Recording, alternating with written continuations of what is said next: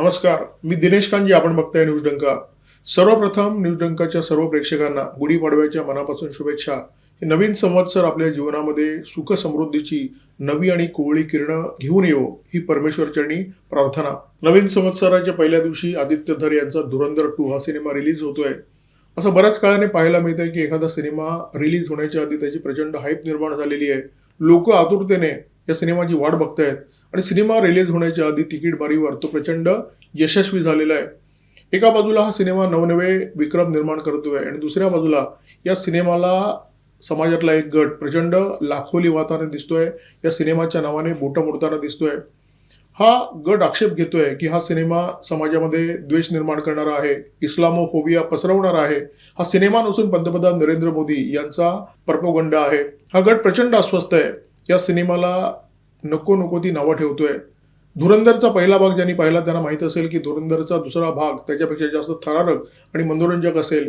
परंतु त्याच्यापेक्षा जास्त मनोरंजक आहे पुरोगामी आणि लेब्रांडोची ही जळजळ.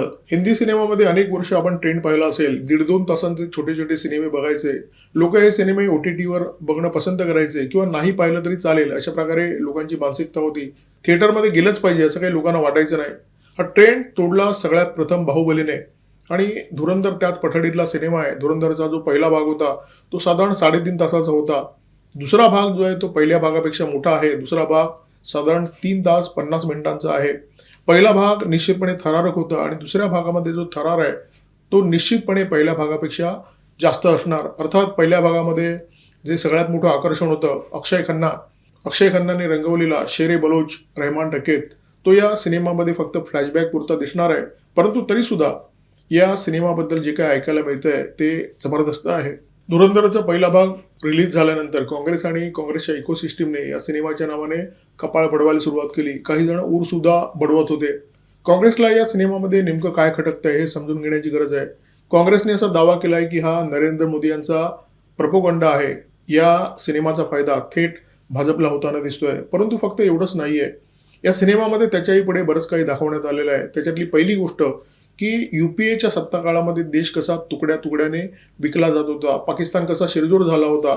भारतामध्ये बसलेले मीर जाफर आणि जयचंद पाकिस्तानमध्ये बसलेल्या दहशतवादी आणि माफियांच्या गळ्यात गळे घालून कशी देशाच्या विरोधात कारस्थानं करत होते, कशी या देशाला पोखरत होते, हे सगळं सत्य या सिनेमामध्ये दाखवण्यात आलेलं आहे. पहिल्या भागामध्ये काही प्रमाणात दाखवण्यात आलं होतं. दुसऱ्या भागामध्ये ते अधिक विस्तारामध्ये दाखवण्यात येणार आहे आणि त्याच्यामुळे काँग्रेसला सत्य सहन होत नाही आणि म्हणूनच काँग्रेसची जळजळ सुरू आहे.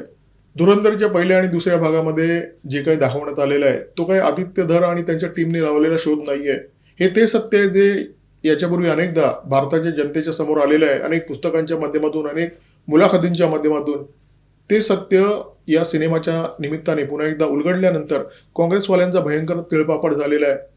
केंद्रीय गृह विभागाचे निवृत्त अधिकारी RVS मणी यांचं पुस्तक द हिंदू टेरर अत्यंत वादग्रस्त ठरवलं गेलेलं हे पुस्तक. परंतु या पुस्तकामध्ये जे काही तपशील आहेत ते अत्यंत धक्कादायक आहेत.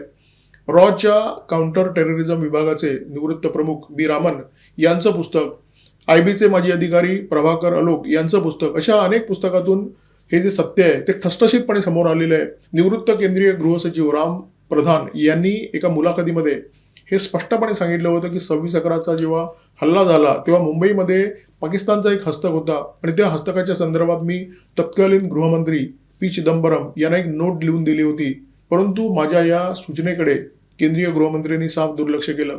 26/11चा हल्ला आणि UPAचा कार्यकाळ या धुरंधर सिनेमाच्या माध्यमातून जनतेच्या समोर मांडण्याचा प्रयत्न करण्यात आलेला आहे. पहिल्या भागात सुद्धा ते काही प्रमाणात दाखवण्यात आलं. दुसऱ्या भागामध्ये कदाचित ते अधिक विस्ताराने लोकांच्या समोर येणार आहे. तत्कालीन पंतप्रधान डॉक्टर मनमोहन सिंग यांची भूमिका, जेव्हा 26/11चा हल्ला झाला तेव्हा गृहमंत्री पदावर असलेले शिवराज पाटील त्यांची हकालपट्टी करण्यात आल्यानंतर गृहमंत्री पदावर आलेले P चिदंबरम यांचे कारनामे, त्यांच्या कारनाम्यांची लखतरं याच्यापूर्वी सुद्धा वेशीवर टांगण्यात आलेली आहेत. कधी पुस्तकाच्या माध्यमातून, कधी मुलाखतीच्या माध्यमातून. यातलं जे सत्य आहे ते लोकांच्या समोर याच्यापूर्वी सुद्धा आलेलं आहे. तेव्हा काँग्रेसवाल्यांनी काही प्रमाणामध्ये खळखळ केली. परंतु आता धुरंधर रिलीज झाल्यानंतर काँग्रेसवाले इतके का चित्कारतायत, इतकी ओरड का करतायत असा प्रश्न अनेक लोकांच्या मनामध्ये आहे. त्याचं कारण अत्यंत स्पष्ट आहे. एखादी गोष्ट पुस्तकाच्या माध्यमातून जेव्हा तुमच्या समोर येते किंवा मुलाखतीतून तुम्ही त्याचा काही भाग ऐकता तेव्हा त्याचा जो परिणाम असतो त्यापेक्षा 100 पटीने किंवा 1000 पटीने परिणाम तो विषय जेव्हा सिनेमाच्या माध्यमातून तुमच्या समोर येतो तेव्हा होतो आणि काँग्रेसवाल्यांची नेमकी समस्या हीच आहे. देशातला दहशतवाद रोखण्यात युपीएचं सरकार कसं अपयशी ठरत होतं याचा तपशील तर धुरंधर सिनेमातून समोर येतोच, परंतु फक्त तेवढंच नाहीये. त्या काळात पाकिस्तानमध्ये नेमकं काय शिजत होतं आणि त्या कट कारस्थानामध्ये भारतातल्या मीर जाफर आणि जयचंदांचा कसा सहभाग होता ते सुद्धा तुम्हाला व्यवस्थितपणे कळून येतं. तुमच्या समोर अचानक युपीए सरकारमधले अनेक नेते तुम्हाला दिसायला लागतात उत्तर प्रदेशमध्ये आपल्या दहशतीच्या जोरावर साम्राज्य निर्माण करणारे अतिक अहमद सारखे माफिया. धुरंधरचं सोशल मीडियावर जबरदस्त उधाण आलेलं आहे. अनेक लोक या सिनेमाचं कौतुक करताना दिसत आहेत. अनेक लोकांच्या पोस्ट मी वाचल्या आहेत, परंतु त्यामध्ये राम गोपाल वर्मा यांची एक पोस्ट मला अत्यंत महत्त्वाची वाटली. राम गोपाल वर्मा तसे सोशल मीडियावर जबरदस्त सक्रिय असतात, परंतु त्यांच्या बऱ्याचशा पोस्ट अत्यंत वादग्रस्त असतात. परंतु त्या वादग्रस्त पोस्ट तुर्तास आपण बाजूला ठेवू. त्यांनी धुरंधरच्या संदर्भात जे काही म्हटलंय ते अत्यंत महत्त्वाचं आहे, कारण राम गोपाल वर्मा त्या मोजक्या दिग्दर्शकांपैकी एक आहेत ज्यांची सिनेमाच्या तंत्रावर जबरदस्त पकड आहे आणि ही पकड त्यांनी सत्य आणि कंपनी यांच्यासारख्या सिनेमाच्या माध्यमातून लोकांना दाखवून सुद्धा दिलेली आहे. हिंदी सिनेमामध्ये जे ऑल टाइम ग्रेट सिनेमा आहेत त्याच्यामध्ये शोलेचा जो क्रमांक आहे तो खूप वरचा आहे.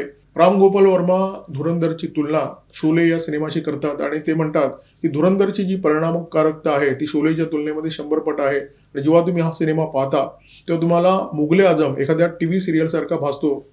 आता राम गोपाल वर्मा यांनी धुरंधरचं जे काही कौतुक केलेलं आहे त्याच्यामध्ये किंचित अतिशयोक्ती असू शकते, कदाचित नसू सुद्धा शकते. म्हणजे त्यांना जे वाटलंय ते त्यांनी प्रामाणिकपणे मांडण्याचा प्रयत्न केलेला आहे. परंतु एक गोष्ट लक्षात घेण्याची गरज आहे, राम गोपाल वर्मा हा काही कौतुक वाटत फिरणारा दिग्दर्शक नाहीये. म्हणजे कोणत्याही सिनेमाबद्दल त्याला विचारलं तर अरे वा, छान, जबरदस्त, परिणामकारक, प्रभावी अशा कौतुकांची सुमनं राम गोपाल वर्मा प्रत्येक सिनेमामध्ये उधळताना दिसत नाही. आणि त्यामुळे राम गोपाल वर्मा यांनी या सिनेमाचं जे काही कौतुक केलेलं आहे ते महत्वाचं वाटतंय. धुरंधरचा पहिला भाग जेव्हा रिलीज झाला होता तेव्हा या सिनेमाच्या नावाने अनेक लोकांनी बोटं मोडायला सुरुवात केली. विशेष करून हा सिनेमा जेव्हा धोधो चालायला लागला, या सिनेमाने जेव्हा कोट्यवधीचा गल्ला निर्माण केलाय अशा प्रकारच्या बातम्या प्रसारित होऊ लागल्या तेव्हा काही लोकांना जबरदस्त पोटदुखी व्हायला लागली. आणि मग अरफा खानम शेरवानी, ध्रुव राठी, रवीश कुमार ही सगळी काँग्रेस पोषित जी गँग आहे ती कामाला लागली. त्यांनी या सिनेमाच्या नावाने उकाऱ्या काढायला सुरुवात केली. आता काँग्रेसने पोचलेली गँग जर बोलायला लागली आहे, काँग्रेसची इकोसिस्टीम जर बोलायला लागली आहे, तर स्वाभाविकपणे काँग्रेसची जी अधिकृत गँग आहे, सुप्रिया श्रीनेत, पवन खेरा, रागिणी नायक वगैरे वगैरे, ही मंडळी सुद्धा या सिनेमाला बोल लावायला लागली. आणि तेव्हा लोकांच्या लक्षात आलं की ही मंडळी या सिनेमाच्या नावाने बोटं मोडतायत. त्यामुळे निश्चितपणे या सिनेमामध्ये काहीतरी जबरदस्त आहे. या सिनेमाची मुळात जी हाईप होती ती अधिक वाढली. आता दुसरा भाग रिलीज होण्याच्या आधी पुन्हा एकदा पहिल्या प्रकाराची पुनरावृत्ती झालेली आहे. हीच मंडळी पुन्हा एकदा या सिनेमाला मोडीत काढण्याच्या मागे लागलेली आहेत आणि त्यामुळे पुन्हा एकदा जनतेच्या लक्षात आलेलं आहे की दुसऱ्या भागाबद्दल सुद्धा ही पोटदुखी व्यक्त होते. म्हणजे या सिनेमामध्ये निश्चितपणे काहीतरी जोरदार माल मसाला असणार. धुरंधरवर घेण्यात येणारा सगळ्यात मोठा आक्षेप म्हणजे हा सिनेमा पंतप्रधान नरेंद्र मोदी यांचा प्रोपगंडा आहे. भाजपवाले जाणीवपूर्वक अशा प्रकारच्या सिनेमांची निर्मिती करतायत, अशा प्रकारच्या सिनेमांना पाठबळ देत आहेत. या आक्षेपावर खरं तर बोलण्याची गरज आहे. नरेंद्र मोदींना पंतप्रधान म्हणून जवळजवळ 12 वर्ष पूर्ण होत आलेली आहेत आणि त्या काळामध्ये त्यांनी केलेल्या अनेक गोष्टी त्यांचा प्रोपगंडा करतायत. शहरामध्ये निर्माण झालेलं मेट्रोचं जाळं, त्यांनी बनवलेले रस्ते, पूल, ठिकठिकाणी बनवलेले टनल, सीमा भागामध्ये निर्माण केलेलं इन्फ्रास्ट्रक्चर, शस्त्रास्त्रांच्या निर्मितीबाबत देशाने घेतलेली आघाडी, सरकारी कंपन्या ज्या युपीए सरकारच्या काळामध्ये बुडीत निघालेल्या त्या कंपन्यांना आलेला तजेला, बुडीत गेलेल्या बँकांचा वाढलेला नफा आणि अर्थकारणाची रुळावर आलेली गाडी, अशा अनेक गोष्टी नरेंद्र मोदी यांचा आधीच प्रोपगंडा करत असताना मोदींना त्यांचा नव्याने प्रोपगंडा करण्यासाठी, अशा प्रकारच्या सिनेमांची निर्मिती करण्यासाठी काही विशेष करण्याची गरज आहे का? जे लोक सतत नरेंद्र मोदी यांच्या विरोधात बोलत असतात त्यांना ही कामं दिसणार नाहीत आणि ते या कामांबद्दल कधी बोलणार नाहीत, परंतु जनतेला या सगळ्या गोष्टी दिसत आहेत. नरेंद्र मोदी यांनी त्यांच्या कार्यकाळामध्ये जे निर्णय घेतले, ज्या निर्णयावर काँग्रेसने जबरदस्त टीका केली, अशा प्रकारच्या निर्णयामध्ये सगळ्यात मोठा निर्णय म्हणजे नोटबंदीचा होता. नोटबंदीचा निर्णय घेतल्यानंतर पाकिस्तानमध्ये जावेद खनानी या तस्कराने आत्महत्या केली. आता ती आत्महत्या नोटबंदीमुळे झाली हे स्पष्ट करणारा कोणताही पुरावा पाकिस्तानकडून आपल्याकडे येण्याची काही आवश्यकता नाहीये. पण मग जावेद खनानीने आत्महत्या का केली? जावेद खनानी हे कॅरेक्टर धुरंधरच्या पहिल्या भागामध्ये सुद्धा होतं आणि दुसऱ्या भागामध्ये सुद्धा ते तुम्हाला दिसणार आहे. त्यानेही आत्महत्या का केली? जावेद खनानीचं आपल्या बायकोबरोबर पटत नव्हतं म्हणून त्याने आत्महत्या केली का? त्याची जी डान्स बारमध्ये गर्लफ्रेंड होती तिच्याबरोबर त्याचे काही खटके उडत होते म्हणून त्याने आत्महत्या केली आहे का? ही कारणं खनानीच्या आत्महत्येच्या मागे असू शकत नाहीत. कारण अत्यंत गंभीर होतं आणि अशा प्रकारच्या ज्या घटना आहेत त्या या सिनेमाच्या माध्यमातून जनतेच्या समोर येत आहेत. अन्यथा ज्या येण्याचं काहीच कारण नव्हतं आणि त्यामुळे काँग्रेसवाल्यांचा जबरदस्त तिळपापड चालू आहे. काँग्रेसवाले प्रचंड चिडचिड करताना दिसत आहेत. मोदी नीतीमुळे जावेद खनानीला आत्महत्या करावी लागली. मोदींनी जाहीर भाषणामध्ये एकदा सांगितलं होतं की मी पाकिस्तानला हातात कटोरा घेऊन जगभरामध्ये भीक मागायला लावेन. पाकिस्तान आज खरोखर जगभरामध्ये भीक मागताना दिसतोय. जेव्हा UPAची सत्ता होती तेव्हा पाकिस्तानच्या चेहऱ्यावर तजेला आला होता. हा तजेला होता भारतीय बनावट चलनाचा. भारताचं चलन छापून पाकिस्तान श्रीमंत होत होता आणि नरेंद्र मोदी यांनी पाकिस्तानची ही श्रीमंती एका क्षणामध्ये उद्ध्वस्त करून टाकली. मोदी हे राजकारणी आहेत. समजा त्यांनी केलेल्या कामाचं श्रेय ते घेण्याचा प्रयत्न करतायत. म्हणजे काँग्रेसचा जो आक्षेप आहे की असे सिनेमे म्हणजे प्रोपोगंडा आहे, क्षणभर गृहीत धरलं की खरोखर हे सिनेमे म्हणजे प्रोपोगंडा आहे, तर मोदी त्याच्यामध्ये चूक काय करतायत? काँग्रेसची समस्या अशी आहे की मोदींचा हा प्रोपोगंडा काँग्रेसच्या बुडाशी येतोय.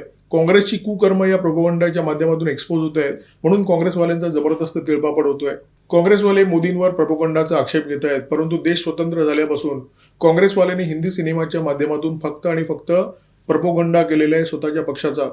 दे दी हमें आजादी बिना खडग बिना ढाल, साबरमती के संत तूने कर दिया कमाल.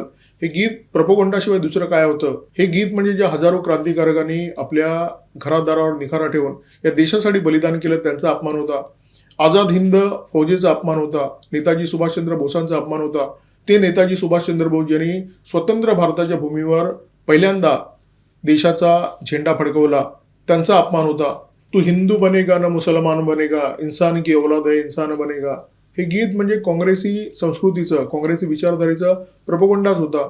अलीकडच्या काळामध्ये झळकलेला आमिर खानचा रंग दे बसंती हा सुद्धा प्रोपोगंडा पटच होता. या प्रोपोगंडा पटामध्ये जॉर्ज फर्नांडिस सारख्या सच्चा आणि निस्वार्थ नेत्याला भ्रष्टाचारी ठरवण्यात आलेला आहे. काँग्रेसने हा काही प्रोपोगंडा कमी केलेला नाहीये. सिनेमातून अशाच प्रकारचा प्रोपोगंडा राबवून तुम्ही लाखो हिंदूंच्या कत्ली करणाऱ्या अकबर आणि टिपू सुलतानला मोठं ठरवलं.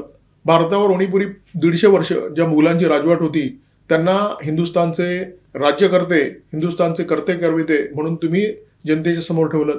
काँग्रेसने या प्रोपोगंडाच्या माध्यमातून अनेक पापं केलेली आहेत. परंतु आता सिनेमाच्या माध्यमातून जेव्हा सत्य जनतेच्या समोर ठेवण्याचा प्रयत्न होतोय तेव्हा काँग्रेसवाल्यांची प्रचंड जळजळ होते, आगाग होते. देश स्वतंत्र झाल्यापासून काँग्रेसने सातत्याने असत्याचा बाजार मांडला आणि त्याच्यामुळे सत्य आता काँग्रेसला अस्वस्थ करताना दिसतंय. UPA सरकारच्या कार्यकाळामध्ये पंतप्रधान डॉक्टर मनमोहन सिंग यासीन मलिक सारख्या खतरनाक दहशतवाद्याला मिठ्या मारत होते, त्याच्यासाठी लाल गालीचे अंथरत होते. आता त्याच दहशतवाद्यांना पाकिस्तानमध्ये ठोकलं जात आहे, त्याच दहशतवाद्यांना हिंदुस्थानच्या भूमीवर ठोकलं जात आहे. म्हणून काँग्रेसवाले जबरदस्त अस्वस्थ आहेत. पाकिस्तानमध्ये भयाचं वातावरण आहे. दहशतवादी प्रचंड हादरलेले आहेत. त्यांचे म्होरके मसूद अझहर आणि हाफिज सईद सारखे खतरनाक दहशतवादी यांच्या कपाळात गेलेले आहेत. त्यांना असं वाटतं की कधीही अज्ञात हल्लेखोर आपल्या समोर येतील मोटरसायकलवरून आणि आपल्यावर गोळीबार करून पसार होतील. 2020 पासून पाकिस्तानमध्ये अज्ञातांकडून दहशतवाद्यांना ठोकण्याचा जो कार्यक्रम सुरू झाला त्याच्यामध्ये आतापर्यंत जवळजवळ 2 डझनपेक्षा जास्त खतरनाक दहशतवाद्यांना ठोकण्यात आलेले आहे. IC-814च्या कटामध्ये सहभागी असलेले दहशतवादी, पठाणकोट हल्ल्याच्या कटामध्ये सहभागी असलेले दहशतवादी, पुलवामा पहलगाममध्ये सहभागी असलेले दहशतवादी, अशा सगळ्यांचाच नंबर लावण्यात येतोय आणि सगळ्यांचाच खात्मा करण्यात येतोय. भारतामध्ये उत्तर प्रदेशमध्ये माफियांचं जबरदस्त साम्राज्य होतं. हे साम्राज्य खालसा करण्यात आलेलं आहे आणि या माफियांना ढगात पाठवण्यात आलेलं आहे. आणि हे सगळं जेव्हा एखाद्या सिनेमाच्या माध्यमातून लोकांच्या समोर येतं त्यामुळे काँग्रेसवाले भयंकर भेदरतात, अस्वस्थ होतात. त्यांना भीती वाटायला लागते की अरे आपला इतिहास लोकांच्या समोर मांडला जातोय, आपलं सत्य चव्हाट्यावर येतंय. मुंबईमध्ये 1993 मध्ये साखळी बॉम्बस्फोट झाले आणि त्याच्यानंतर जो दहशतवादाचा सिलसिला संपूर्ण देशामध्ये सुरू झाला त्याच्यामुळे सर्वसामान्य नागरिक भयकंपित झाला होता, आतून बाहेरून हादरलेला होता. आता त्याच दहशतवाद्यांचे मुडदे पडताना जेव्हा सर्वसामान्य लोकांना दिसत आहेत हे चित्र त्यांना अत्यंत सुखावणार आहे. हे चित्र त्यांना सुडाचं समाधान देणार आहे. त्यामुळे सर्वसामान्य जनता धुरंधर सारखे सिनेमे जेव्हा बघते तेव्हा त्यांना अत्यंत सुखावल्यासारखं वाटतं. त्यांना सूड घेतल्याचा आनंद मिळतो. पाकिस्तानला या सिनेमामुळे प्रचंड त्रास होतो. काँग्रेसवाल्यांना सुद्धा प्रचंड त्रास होतो. त्याचं कारण एकच आहे, पाकिस्तान आणि काँग्रेसचा जो DNA आहे तो एकच आहे. धुरंधरमध्ये पाकिस्तानची लक्तर काढण्यात आलेली आहे. त्यामुळे या सिनेमामध्ये इस्लामोफोबियाचा प्रसार करण्यात येतोय. अशा प्रकारचा प्रचार काँग्रेसवाल्यांनी सुरू केलेला आहे. खरं तर भारतीय मुसलमानाचा पाकिस्तानशी दूरपर्यंत संबंध नाहीये. बरं, या सिनेमाचा पाकिस्तानच्या जनतेशी सुद्धा संबंध नाहीये. संबंध आहे फक्त तिथल्या ISIच्या अधिकाऱ्यांशी, तिथल्या माफियांशी, तिथल्या दहशतवाद्यांशी. आणि त्या दहशतवाद्यांना एक्सपोज करण्याचं काम जेव्हा धुरंधर सारखा सिनेमा करतो, तेव्हा भारतातल्या मुसलमानांना त्याचा त्रास होण्याचं कारण नाहीये. काँग्रेसने भारतातल्या मुसलमानांची या सिनेमाचा संबंध जोडण्याचं काही कारण नाहीये.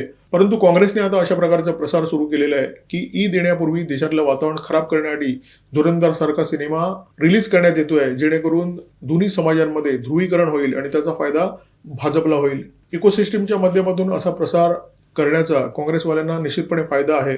म्हणजे एकदा दंगे होतील असा प्रसार केल्यानंतर त्यांच्या पॉकेटमध्ये इकोसिस्टीमवाले कामाला लागतात आणि दंगे घडवून मोकळे होतात.